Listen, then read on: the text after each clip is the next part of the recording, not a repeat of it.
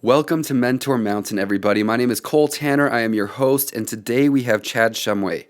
Chad is successful in quite a few businesses, but one in particular, he is the co-founder and CEO of a business that is bringing in over $100 million per year. And pay attention to the people he keeps in his life, in particularly his father, who is just an amazing mentor, brilliant guy who very entrepreneurial minded. He tried and failed and kept trying and figured things out. And Chad took right after him. And the conversation we're having goes right into where Chad grew up, which is a small town. It's just that classic small all-American town, really. So that's how Chad describes it. And so that's where we begin, and enjoy. Blanding just grew up just American high school boy. I lots of sports, played high school basketball, football, a little bit of baseball, ran track. To this day, I credit my, I don't want to say my success, but my lack of jail time to those friends I had in high school. I had the chance to go to lunch with my old high school quarterback, Josh Nielsen, now Dr. Nielsen. Guys like him, you can't ever go wrong trying to emulate. And I've heard the phrase, if you want to see your future, look to your friends. And that's so true. So just had very, very good friends that I couldn't do any wrong when I was around them. Again, sports, lots of practices kept you out of trouble. One of the things I did as a kid is work-wise, we worked our guts out. We had a crew of kids. There might have been 7 or 8 of us, and we hauled all the hay in the county. And so we'd line up all the farmers around, and we'd literally have every day scheduled for, I don't know, a month or so. And we'd just go haul hay. And that was such a character build for me. That was so powerful. To this day, I enjoy hauling hay, which is weird. I just remember the blisters and the pain, but those are the friends you just develop when you suffer together, you can't help but be friends. Yeah. And then worked at a gas station a little bit. My dad was always entrepreneurial, so one year he leased an orchard, and we picked cherries and apples and sold them to a local grocery store. He bought he bought a fruit tree sprayer, and we put it in the back of an old Dodge pickup, and if I remember right, we charged $7 a fruit tree. And for a high school kid, we made really good money. I mean, that was just, and so it was just great. And again, I think he taught us, I think it's the way his mind works, but it's just what he taught us is when he's driving on the road, he's looking for opportunities. Everywhere there's an opportunity. To this day, he's still doing it. To this day, he's calling me right now within the last week or two about a big opportunity that he's found that he thinks is a gold mine. So, and that's just how his mind works. He's just always looking for the next, and he enjoys it. It's not necessarily about making money. It's about producing and making a difference. That's really, I think, what drives him, and I think to some extent me. Yeah, definitely. Let's focus on after high school now. What were the events that happened? You graduated high school, and what? Yeah, early adulthood. So I moved to Utah County. I was working for an excavation company. They loved dumb redneck kids from small towns because they would complain that it was better than hauling hay. So I worked for a company called Kenny Singh Construction, and Kenny Singh and I have now become very good friends. Nice. In the last year, I built a friendship with Kenny Singh. In fact, I purchased a farm from him. Yes, you heard that right. Chad purchased a farm from him. That's just a beautiful farm, and he's, like I said, become a good friend and somebody I've always respected. I worked for him for, I want to say 4 years, probably. Maybe he's only 3. Heck, maybe he's only 2. It's been so long. Pretty lonely back then. And so that was, I think, a tough place for me to be. I was a fish out of water up here. Met my wife through a friend that I worked with. We got married not too long after. I think we dated for a year, and I got married after that. But I was just a young kid. It's always funny in hindsight. I always feel like you have you're an adult and you have a perspective of the world. I didn't. I thought I did, but I didn't. You had your perspective, right? It was, yeah, my perspective. That's all that mattered. So I got married probably too young, and we had to try and grow up together. And we were married for 13 years. I have 3 kids. She and I are still very good friends. We were not through our whole divorce, but we are now. She actually works for me right now, and we have a great working relationship and a great friend relationship that is tailored towards what's best for our kids, the 3 kids that we have together. So in the end, it turned out okay. And with the 3 kids added to it, it turned out really well. That's awesome. Let's see. So when you first got married, you were working in construction for a few years. And then what? I quit. I started a little landscaping business, and it's just because I felt like I needed to do something to get further. Landscaping is not tough. And I had worked for a landscaper and kind of knew how to I loved putting in sprinkler systems. That was just fun for me. I still think that's so fun. A special man. Well, it's just, it really is.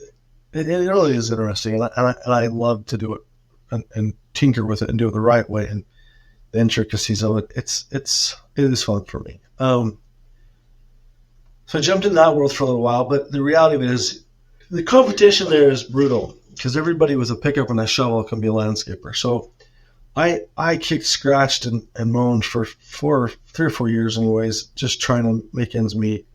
I did okay, but it really was just brutal. I never got to another level, so it was a dead end. And I think I voiced that to my dad. So one day my dad came up. I lived in a house in Provo, and he came up and sat down. And I was behind on my mortgage. I was struggling with really every financial aspect of my life. And he sat me down and said, "How much is your business worth?" And I said, "What are you talking about?" He said, "I want to buy it." And I'm just like, What? It's not worth anything, Dad. He said, "Well, it's got to have some value." And he tried to pump me up and tell me what it was worth. From where he was going with his, I'm writing you a check, so I'm going to buy it. And then he moved me and my family into the house that I grew up in that he had now moved out of and built a new house. Now, I think parents walk a fine line between investing in their kids and giving them a crutch and bailing them out. I'm more of the opinion that Chad's dad was investing in Chad at this point and his future family, but I want to know your opinion. Comment below. And paid off all my bills and helped me get into school. And then we lived there for 5 years, I think, rent free. And at the end of that 5 years, my wife and I had both graduated from college, had degrees that we valued. What were your degrees? So my wife at the time got a nursing degree, and that's where she's plugged into the company I'm in now. So she had an associate's degree and then went on to the nursing side of things. And I had what's called a social studies composite, which basically meant I could teach a lot of different things in the educational world. And so I didn't want to be the gym teacher, but I'd been a basketball coach for her dad, who was the coach at Provo High School for a long time. And I love basketball. So my goal was to be a basketball coach. I think this story of Chad going into education and mentoring kids tells a lot about his character.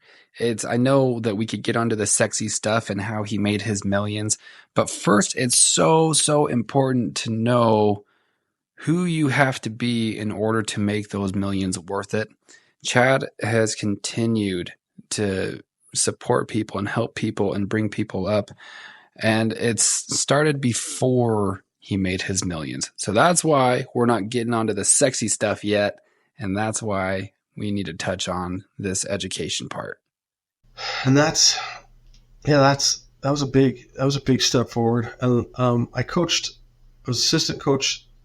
I coached a little bit at Provo High School when I lived up here had the landscaping business. And then I was a coach, helped out in Blanding while I was going to school down there under 2 other head coaches. And then my first job out of the gate was on a little tiny, my first real head coaching job, school south of Blanding called Montezuma Creek. It's a predominantly Navajo school. It's on the Navajo reservation. And I had a riot. Great kids. I fell in love with them. There's still some still stay at my house when they come up here for this or that, and just a really neat opportunity for me to make a difference. And we didn't lose a home game in 2 years. We were That's awesome. we were good. I don't remember where we finished at state. The first year we did pretty good. The second year we probably should have won it all. If they had a better coach, we probably would have. A lot of blame myself. But you made a difference. And I already have had to. I told this story a few times. One night in the middle of the night, my phone started ringing, and it did ring 2 or 3 times, I think, before it woke me up. But I picked the phone up, and there was a kid that I had coached quite a few years earlier from Montezuma Creek. His name's Trevor Martin. He's one of my favorite kids of all time. And he said, "Hey, coach." I said, "Who's this?" This is Trevor Martin. And I'm thinking, what the heck you call me at 2 a.m? And he said, "My 2 sisters and my brother were in a car accident, and they're all 3 dead. I don't know who else to talk to." Oh my goodness. And that just hit me like a ton of bricks. Like, what? I mean, I couldn't do anything except for at the end thank him for giving me the opportunity to be the guy he would call. And so to this day, he and I are very, very good friends. His daughter just, as a freshman, placed 2nd or 3rd in state and cross country. She's a phenomenal basketball player. He's always calling me, asking me for drills and things. And so, yeah, just that kind of thing is just super powerful. And that's something I'll always treasure. From Montezuma Creek, I gravitated towards Nephi. I was a high school coach there for 1 year. It was a good year. I think we had a winning record. I think the year before they only won 2 or 3 games. So I felt like I was in a good place, but they had No Child Left Behind had come out. That had some massive budget cuts. And they got rid of all their first year teachers, which included me. And so I felt like that was just a slap in the face. I moved my family, did everything I could, and they just... So I was able to get another job in Riverton High School. And that was going okay, but I kind of had a bit of a nervous breakdown and through all that. And so that was really kind of where my wife and I split. Didn't go very well. And went through a pretty brutal divorce. Landed on my feet at Riverton, coached there and taught there for half the year. And then just couldn't handle it anymore. I remember I grabbed a kid behind the neck or something. I thought, this is where I get in a lot of trouble. And I just wasn't in a good place to be in a classroom. So I quit working at Riverton. And most people, I think, at this point in life would probably concede quite a bit, but not Chad. I think what he does next is quite notable, being that he not only kept moving, but he used his creativity and opened up his mind at the same time. Maybe this is my dad's blood and me. They were redoing all of the railroad ties and crossings in Utah County up to Salt Lake County for the front runner when they started the front runner. So they were ripping out all of the old wooden railroad tracks and replacing them with concrete ones. That's the railroad ties. So I started getting railroad ties from my dad and then people that I knew in Blanding, because railroad ties to farmers and ranchers are a big deal. You can build the best bets out of them. And then I kind of saw the light and I thought, you know what, I can do it. So I started selling railroad ties on KSL and was working with the crews that were tearing out the wooden ones. And I was buying them for $1 or $2 a piece. I was selling them for $15 on KSL. You're not supposed to ever have the steel on them. So the steel on it, you get in trouble if you try and sell the steel. So I didn't know what to do with the steel. But if you're looking at a railroad tie, there's obviously the rail, and the rail is, the rail is never attached to the tie. But what there is attached to the tie is a plate. And that plate actually holds the tie, holds the rail to the tie. And that's where the big railroad nails spikes come into play. And so I couldn't do any of those nails, but I had a bunch of them. And I bought a giant crowbar. It was taller than me. So it was 7 or 8 feet tall. And it really was a claw so that I could rip those nails out of the railroad ties. And then I started listing on, I don't even know how I advertised it. I want to advertise that. eBay. I advertised on eBay. And so that steel is very high quality steel, has to be. And it ends up being a square about, I don't know, I'd say 8 inches by 12 inches, a rectangle. And because the steel was so high quality, it was actually perfect for shooting guns at. So I was selling that for $15 a plate. And back then, I don't know if the U.S. Postal Service still has it, but it was if it fits, it ships. And you could put it in an envelope, and you could ship whatever you could fit in that envelope. You could ship anywhere you want it for $5. And so I would put it in. That's a heavy envelope. Yes, well, it's kind of a cardboard. So I would stick 2 or 3 of those envelopes, and then duct tape it, and I would take that in, and for $5 I could ship those plates all across the United States for $15. So one railroad tie that cost me $1 or $2, I was probably clearing almost $30, I guess. That's really and I made really good money, but I always had one other person helping me, and I would go through those guys like crazy because it wasn't good work. It was brutal, dirty, nasty. I think my lungs are probably damaged from it, actually. Broken fingers. It was rough. Money was really good. There was days I made really, really good money. But my dad had an idea because my grandfather was really sick, and he got sick from mining uranium and blanding, which is what most of the industry was in blanding. Still is. There's maybe the biggest employer down there besides the school district is the only active uranium mill in the United States. So with uranium, why did they mine uranium?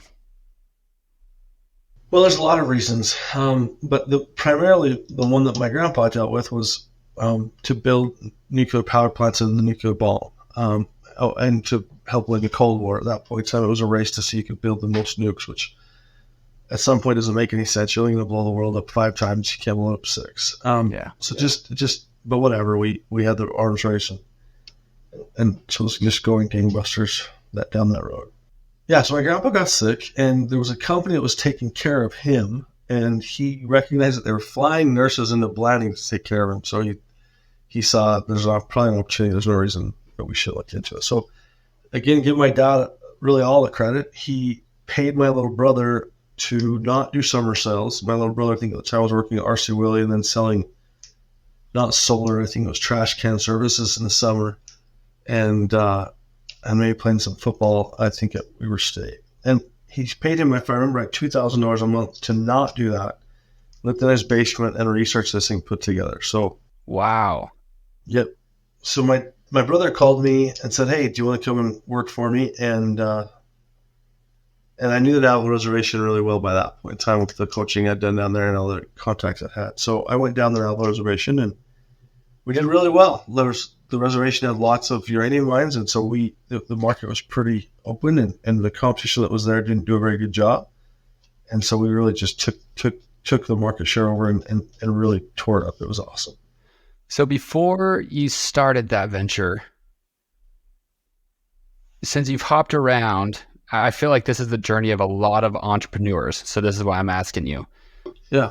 A lot of times there's failure involved, or not necessarily failure, but learning experiences. And then you move on from those and you move on to a next venture. What's the mindset going into a new venture, knowing that you've already failed? What goes through your mind? So this is more really deep stuff. This is more Dr. Phil, I guess, not Jerry Springer. I was in a really bad place. I'd just gone through a nasty divorce. I was not seeing my kids as much as I would have liked to. I was not happy. I mean, and the future I saw in front of me at that point in time was pretty bleak. Hauling railroad ties the rest of your life. Doesn't matter how much money you make. That's just So I had this chance. I jumped at it, but it was really just a chance to try something different and go sulk and pout and whine and wallow in my sorrows somewhere else. But work is the best. You're always happier when you're working. So I try to work a lot. So I spent a lot of time tracking down these elderly Navajo men that worked in the uranium mines and building a census for this company. And so really without really trying, there wasn't really a lot of drive and desire to for the future. It was really just drive and desire to keep my mind busy and keep me busy and try and find some reason to have some form of success. And that's what happened. So I lived in Bluff, Utah, in a camp trailer for a while, and then moved after I had quite a bit of success in that area. And then I moved briefly to Kansas, Arizona, and did the same thing there, opened an office there. And then lastly, I moved to Grants, New Mexico, and started an office there and did well there. At that point, we had another partner named John Falls, and we really got aggressive with, we can take this to another level. And we realized that there was facilities across the United States that all were eligible for this program. So I kind of shifted gears. I went from, hey, I'm going to keep building the Four Corners area to, well, the sky's the limit and the nation is my oyster. So I started opening offices up everywhere, and building relationships with staff, teaching them how to find patients and teaching them how to build offices and manage people. I still was probably the third. I'd say my brother was, he really ran the billing side of things, made a lot of major decisions. And then my other partner, John Falls, he ran almost a separate sister corporate office in Wyoming. And I was really the boots on the ground, just the grinder that went out and did and knocked on doors and beat the pavement. But at some point, I started to develop relationships with people in the field. My brother never really was involved outside of blanding, so he just stayed in blanding, and he didn't really want to grow outside of blanding. I think his mindset was, "Hey, let them go do it for me." I think we're really followed down to. John did a great job, really kind of broadened our horizons with his thought process, which is like bigger, better. It's awesome. And I followed really John's example. And we blew up. We got really big. At some point in time, my brother really kind of just decided he was burned out. John stepped away, decided he really didn't want to be that involved anymore. So at that point, it was really a good opportunity for me to step up and try and do the things I believe are important for the company. And so I've been the CEO of United Energy Workers Healthcare for, I don't know, it's probably going on 7 or 8 years now, I guess. I don't know if I had that title that long, but that's been the length, I guess. It's been the responsibility. Yeah, and I actually I'm late to this meeting because I was getting some overview. So at this point in time, we're I can't hold it. We're taking care. Oh, try that. We're taking care of almost 2,000 patients, and by the end of the year we'll be probably well over 2,000. I think overall the companies we're employing about 25 to 600 contractors and employees. We're in 34 or 5 states. We were about a year and a half ago, 2 private equity groups came together and bought the majority of the company out. That's been a roller coaster in and of itself. Been kind of crazy. Walk me through the growth phase, because most people, when they hear we started this business because we thought it was a good idea, realized it was a good idea, and then grew it. I feel like there are a lot of stories in there. What was a major setback, or what was one of the first events you remember when you were venturing outside of the state of Utah? I couldn't catch a plane. Cole, I missed so many flights because I didn't recognize where. I remember one time I was in Albuquerque and I never even went through security. I thought for some reason someone just could come and get me and say, "Mr. Sean, your flight's ready." Yeah, I'm just a dumb redneck kid. I do know there's been a couple times in my life where I looked back and thought, man, I have sure come a long ways from Mayberry, from that little tiny town that I was so poor that we didn't know we were that poor, but so poor that oftentimes our shoes didn't really fit very well. So it is what it is. I think to a company that's probably going to be well over $100 million annually, probably $130 million annually. So it's Yeah, it's very, very, very surreal to reflect and think where I came from and where I'm at. Probably one of the biggest messages I could give to anybody is that um, it is really difficult to see what you have never seen. It's really difficult to understand how big you can actually go without somebody showing you the way to get there, or at least seeing somebody else go first before you. And I think that's, again, I'll credit my business partner, John Falls. He is so happy-go-lucky and so crazy and just bigger is better, and there's never more is never enough. And I really used to just laugh at him, but in reality, his brilliance was that he didn't ever let his own mind hold him back. He did. It's just awesome. So he taught me that. He really did. And I think it's kind of an Elon Musk scenario. I mean, Elon Musk doesn't ever. He just goes big. There's never, hey, that's enough, or hey, that's scary to try to do that. It's always, let's just go as big as we can, and if we can get close to that, then we've had some success. That's been a huge thing for me is changing my mindset to that. And I've oftentimes said a lot of my competition did really well, but I thought that their company stopped at the city limits. There's a Grants, New Mexico is just a bloodbath for this industry as far as competition goes. But most of those companies never realize there's something outside of their city limits, and so they've stayed there. They've had a lot of success. They've made a lot of money, but they never recognized our potential. And that was one thing that I think John Falls pushed me and this company. And then I think I grabbed it and took it to a different level. And now I've got private equity guys in here that have more intelligence and experience than I can imagine. And they're really pushing up to even a level that I would think was achievable. So it's been awesome. That's really cool. So the relationship between you, John, and your brother, it just seemed like it kind of fell together. Yeah, it did. I mean, it was, my brother's extremely conservative. He's very analytical. He's not, that's his mindset. John is, somebody made this analogy. It made a lot of sense. They said it's like Winnie the Pooh. There's Eeyore, which is my brother Travis. He always looks. I'm gonna send this to him. Yeah, he always looks for the downside of things. He looks for the dangers. Looks for the pitfalls. He looks the glass is half empty scenario, which, frankly, is oftentimes very powerful. We needed that. And then you have Tigger, which is John Falls. He's bouncing all over the place. He's always wanting more. There's not enough honey. There's not enough anything. It's I gotta go. And that balanced Travis out considerably. And then I think I was Winnie the Pooh, the guy told me. And in the end,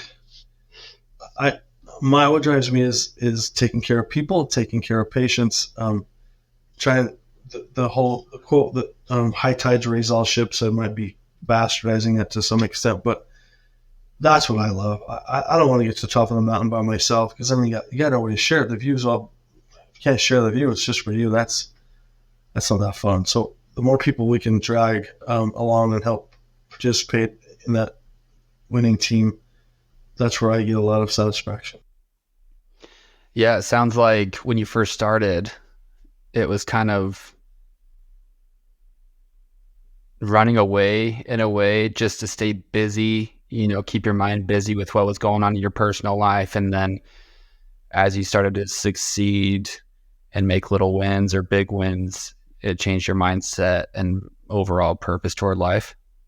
Yeah, I mean, I always, it didn't take me very long in the industry to know that there was potential for success. It took me a while, years, to recognize what that level of success really could be and how to achieve it. And even now, I mean, it's pretty cool you're doing this, Cole. I'm going to challenge you. There's an old book that one of my old bosses, it was an audio tape actually, had me listen to. It was a cassette tape. Nice. And it's called Jonathan Livingston Seagull. And I lost it, and I couldn't find it forever, and I always wanted to listen to it, and I thought it was so powerful to me. I was like, man, this is so cool.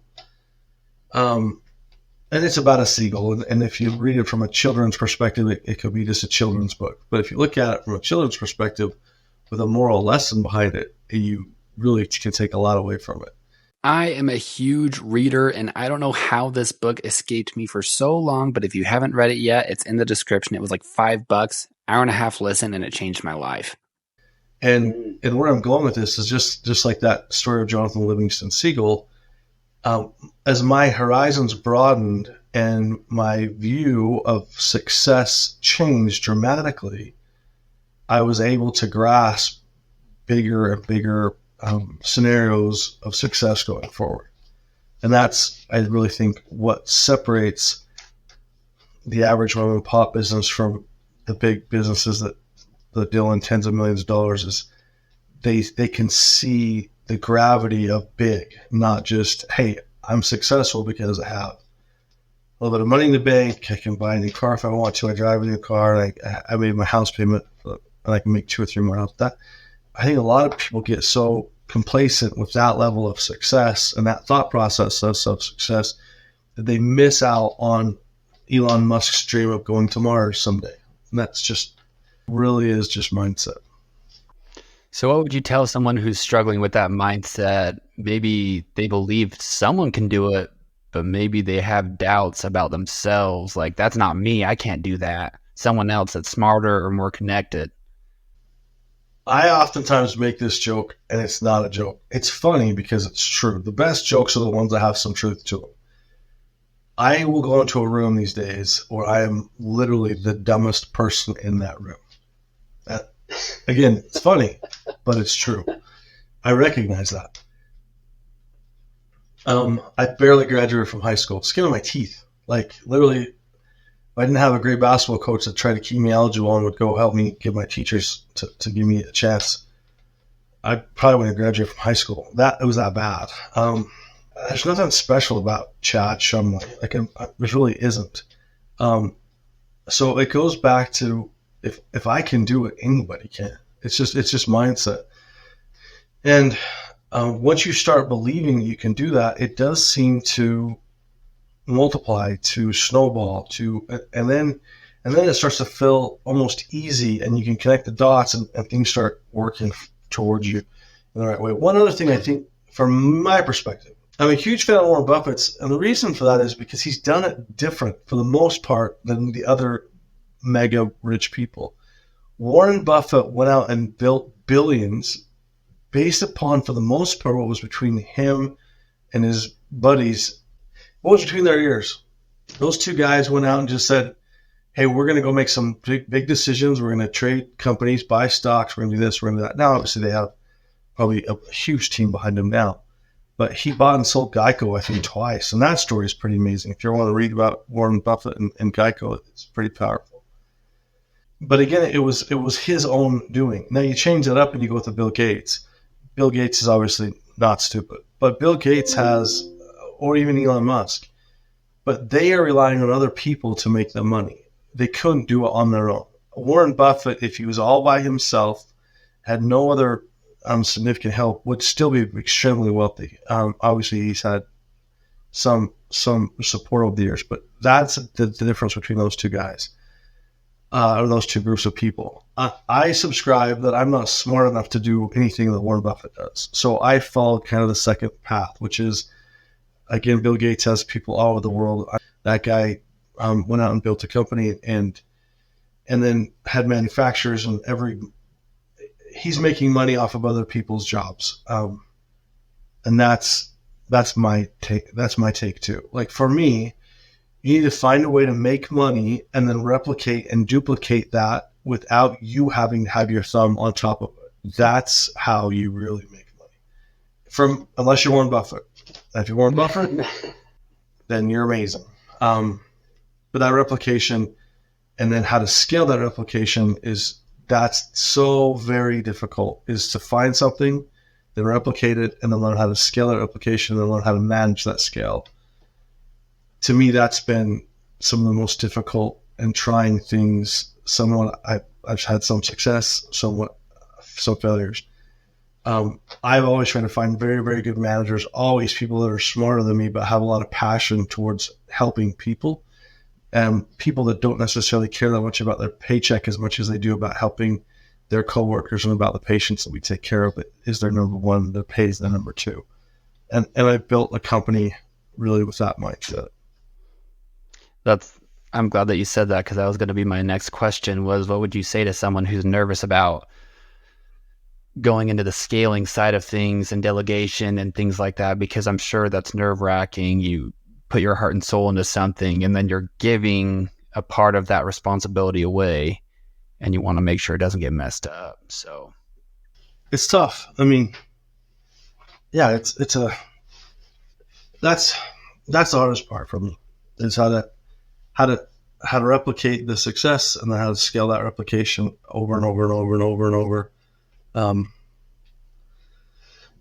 Yeah, a gumball machine makes money, but how do you get a gumball machine in a lot more stores where you can make a lot of money off gumballs? I actually wanted to get into the gumball machine world at one point in time. I never did, but I just thought, you have a little machine sitting in every corner of every gas station that is just a cash cow waiting for some kid to go put a quarter in. Like, and if you do that 1,000 times, pretty soon you're making a lot of money. And that's just the same thought process with work and how to scale that.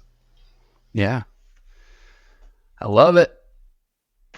Chad, last question. Okay. You touched on it already. What gives you the most satisfaction in life right now? Now that you're not as worried about money, I'm sure that there are some concerns there because there's responsibility that comes along with that. But where do you find your life's purpose? You know, I'm kind of weird. I've had a lot of people ask me similar questions to this. I have something really weird. I'm scared to death of being broke. Like, I still worry about not being able to do it. My dad has been a millionaire 2 or 3 times over. He's made it, lost it, made it, lost. He's one of those guys that they say, yeah, I made it, I lost it, I made it back. I'm too dumb. If I lose it, I'm never getting it back. So for me, I'm really trying hard to never lose it. So I have a lot of fear from that perspective. It's not healthy. I probably need to get away from that, but it is what it is. I have a ton of, I guess what makes me happy, what gives me a sense of accomplishment, is watching other people succeed. That to me is just so amazing. And then if they can succeed as a group and they can all win together, that is just powerful. And then family. I mean, as you know, I have a little almost 2-year-old, and that's best thing ever is going home and she hears the door open and she's yelling my name and running for the door. That's so cool. And I think as I'm slowly starting to navigate away from being the CEO of UEW, that's going to take a bigger role in my life, which I'm excited about. I'm kind of old for having a kid, but it's also a great time to be able to take a step back and be probably really do a lot more time as a father. Yeah. Well, she's a cutie. Yeah, she is. She's awesome. That's awesome. She's our mom's daughter, I guess. Yeah, she's pretty cool too. Yeah. I really like her. Awesome, man. Well, Thor, the Destroyer of Worlds. Thanks for doing this, man. Chad has, for those of you who are listening, Thor, the Destroyer of Worlds is on Chad's title right now. That's crazy. I put that on another virtual meeting I had, and it somehow carried over to this one. Your computer's like, all right, I'll call you that. I'm gonna get on some meeting with a bunch of bankers or something. They're gonna be like, anyways. Yeah. Well, thanks for doing this, man. Everyone, this is Chad Shumway. And cool. Thank you. Yes. Thank you for listening to Chad's story. And if you enjoyed this, let me tell you the best thing you can do right now. Stop what you're doing and subscribe to the show if you haven't already, so you don't miss another story just like this one. My name is Cole, and this is Moments That Made Them. Bye.